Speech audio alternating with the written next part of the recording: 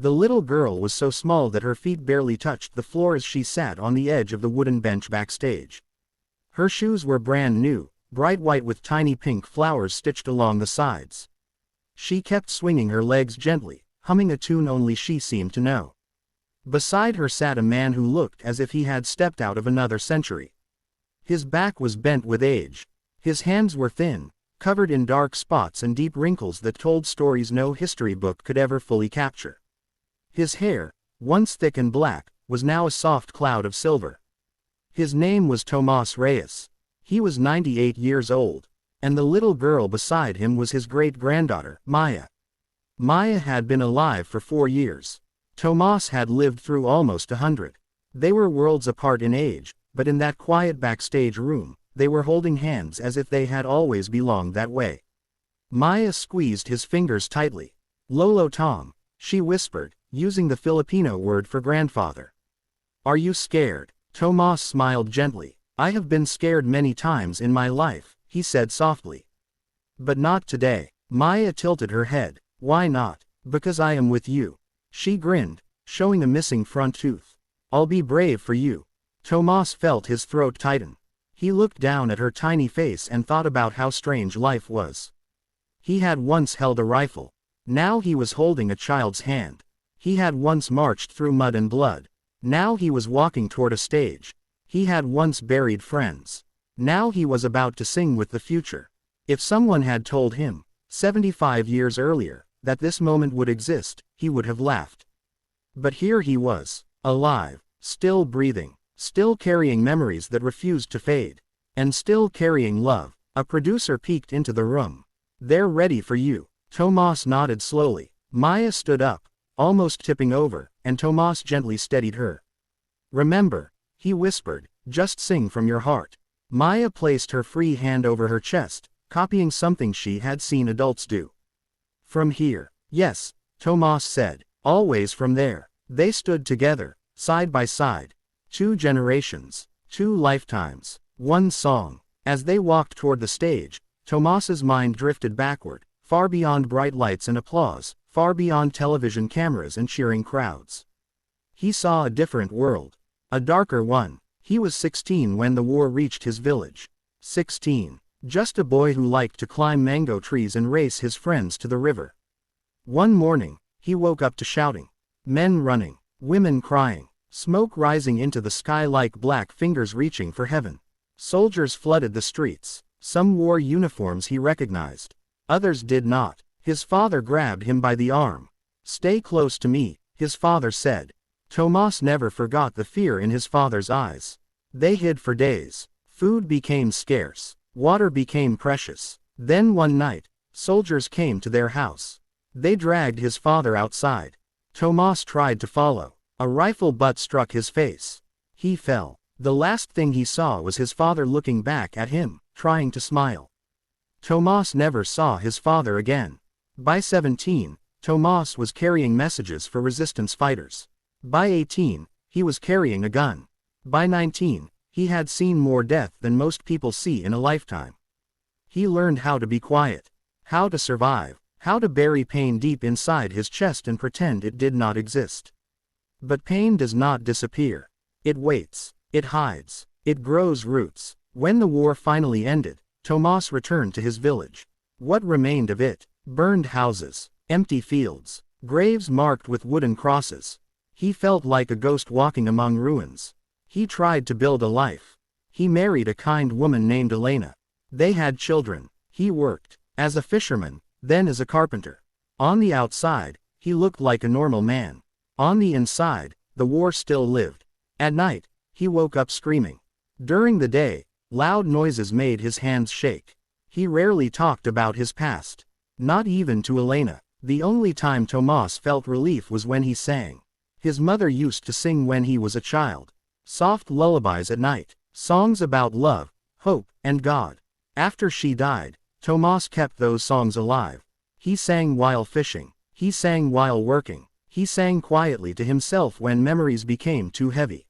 Singing was the only place where his soul felt light. Years passed. His children grew up. Some moved away. Elena grew old. One evening, She sat beside him on their small porch, watching the sunset. "Why don't you sing for me anymore?" she asked. Tomas shrugged. "I am old. My voice is old." Elena smiled. "Your voice is your heart. Hearts don't grow old." That night, Tomas sang. Elena closed her eyes and leaned her head on his shoulder. When he finished, he felt something he had not felt in a long time. Peace. Elena passed away 2 years later. Tomas felt like half of his soul had been taken. He stopped singing again. Days blended into each other. He woke up, ate, sat, waited. For what? He did not know.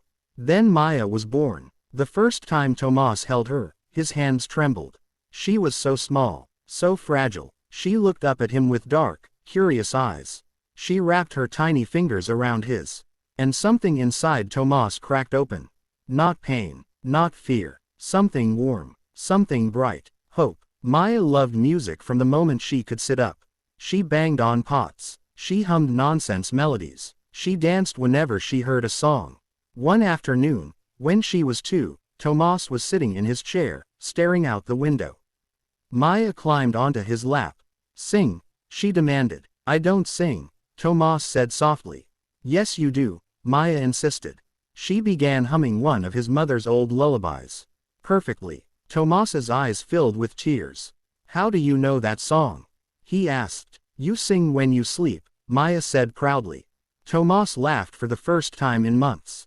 He started singing again. For Maya, every day, they sang together. Sometimes children's songs. Sometimes old Filipino folk songs.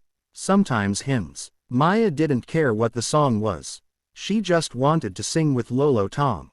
One day, Maya's mother recorded a short video of them singing in the living room. Tomas sat in his chair. Maya stood beside him, holding his hand. They sang softly, a simple love song. Maya's mother posted it online for family to see. Within days, strangers were sharing it. People commented, "This made me cry. My grandfather died last year. I wish I could sing with him again. This is pure love." A local producer saw the video. He contacted the family. He asked if Tomas and Maya would like to audition for a televised talent show. Maya jumped up and down. "Yes, yes, yes." Tomas shook his head. "I am too old." The producer smiled. "That's exactly why people need to hear you." Tomas thought about it for weeks. He thought about his father, his mother, Elena, all the people he had lost. He thought about Maya, her future, her laughter, her tiny hand holding his. One night, he dreamed of his mother singing. She looked young, healthy, happy. She said, "Sing, Tomas.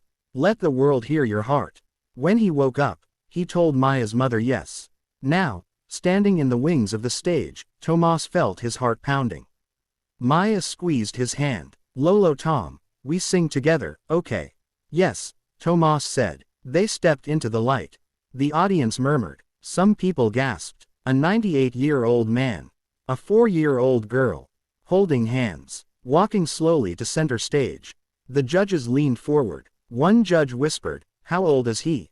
"Almost 100. Another replied. Maya waved. The audience chuckled softly. Tomas bowed his head slightly. The host knelt beside them. "What are your names?" "Tomas Reyes," Tomas said. "I'm Maya," the girl announced loudly. Laughter rippled through the crowd. "Why did you decide to audition?" the host asked. Tomas looked at Maya, then back at the host. "I have lived a long life," Tomas said. "I have seen war. I have seen death. I have lost many people I love. This little girl," he gently squeezed Maya's hand. "She gave me a reason to sing again." Maya nodded seriously. "I sing for Lolo Tom," she said. The audience went quiet. "What will you be singing today?" the host asked. "A song my mother used to sing," Tomas said. "And that I now sing with my great-granddaughter." The music began. Soft piano. Slow. Simple. Tomas closed his eyes. Maya looked up at him. He started singing. His voice was not powerful. It was not perfect. But it was honest. Every word carried weight. Every note carried memory. Maya joined in, her small voice blending with his. Sometimes she was off-key. Sometimes she missed words. It did not matter. They held hands. They swayed gently. The song spoke of love that never dies. Of parents and children. Of souls meeting again. In the audience, a woman covered her mouth. A man wiped his eyes. A young boy grabbed his grandmother's hand. On the judges' panel, one judge's lips trembled. Another leaned back, blinking rapidly. Tomas sang about a boy losing his father. Maya squeezed his hand. Tomas sang about finding love. Maya smiled. Tomas sang about growing old. Maya sang about staying together forever. Halfway through the song, Tomas opened his eyes. He looked at the audience. He did not see strangers. He saw faces of people he had lost. His father, his mother, Elena, friends from the war. They were all there, smiling, listening. Tears rolled down Tomas's cheeks. His voice cracked. Maya noticed. She stopped singing for a moment. She reached up with her free hand and wiped his tears. "It's okay, Lolo Tom," she whispered into the microphone. The audience broke. Sobs echoed through the theater. People cried openly. Some stood up. Others knelt. The judges were no longer pretending to be composed. One judge pressed both hands to his face. Another shook her head in disbelief, tears streaming. Tomas took a shaky breath and continued. Maya sang louder now, stronger, like she was carrying him. Like she was protecting him. They reached the final note. Tomas held it as long as he could. Maya held it too, her little voice surprisingly steady. The music faded. Silence. For one heartbeat. Then the entire theater erupted. People stood, clapped, cried, cheered. Some fell to their knees. Not because they were told to. Not because it was dramatic. Because they felt something too big for words. The judges stood, all of them, one by one, clapping, crying. The host walked onto the stage, eyes red. "I don't even know what to say," he said. One judge spoke first. "I have seen thousands of performances," she said, her voice shaking. "But I have never felt something like this. You didn't just sing a song. You shared a lifetime." Another judge wiped his face. "Sir," he said to Tomas, "you are a survivor. A warrior. And today, you showed us what real strength looks like." The third judge looked at Maya. "And you," she said, kneeling. "You are 4 years old, and you already understand love better than most adults." Maya smiled shyly. "I love my Lolo Tom," she said. The audience cried harder. The host turned to Tomas. "What does this moment mean to you?"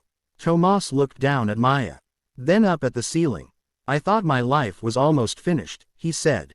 "I thought my story was over. Today, I realize, my story continues through her." Maya squeezed his hand. "We always sing," she said. Tomas nodded. "Yes," he said, "we always sing." One judge leaned forward. "I don't want to vote," he said. "Because I don't think this is about winning." The other judges nodded. The first judge pressed a large golden button. Confetti exploded. The crowd screamed. Maya jumped. "What happened?" she asked. Tomas laughed through tears. "I think we did good." Maya hugged him tightly. The audience watched an almost 100-year-old man and a 4-year-old girl holding each other in the middle of falling gold paper. A moment that felt frozen in time. After the show, clips of their performance spread everywhere. Millions of views. Millions of comments. People shared their own stories. About grandparents. About grandchildren. About love. Tomas and Maya were invited to sing at hospitals. At nursing homes. At memorial events. Tomas watched old men cry like children. He watched children hug their grandparents tighter. One evening, Tomas sat on his porch again. Maya sat beside him. "Lolo Tom," she asked, "will you always sing with me?" Tomas looked at the stars. "I will sing with you as long as I can breathe." "And after?" Maya asked. Tomas smiled. "After, you will sing for me." Maya nodded seriously. "I promise." Tomas closed his eyes. He felt tired, but not the heavy tired. The peaceful kind. He felt full. Not of food, not of years, of love. He had survived war. He had survived loss. He had survived loneliness. And now, at 98 years old, he had found his greatest purpose. Holding a tiny hand, sharing a simple song, teaching the world that love does not fade with age, that hope does not expire, that even after a century of pain, a child's love can still make everything beautiful. And somewhere in the quiet night, Tomas began to sing softly. Maya joined in. 2 voices, 1 heart, forever.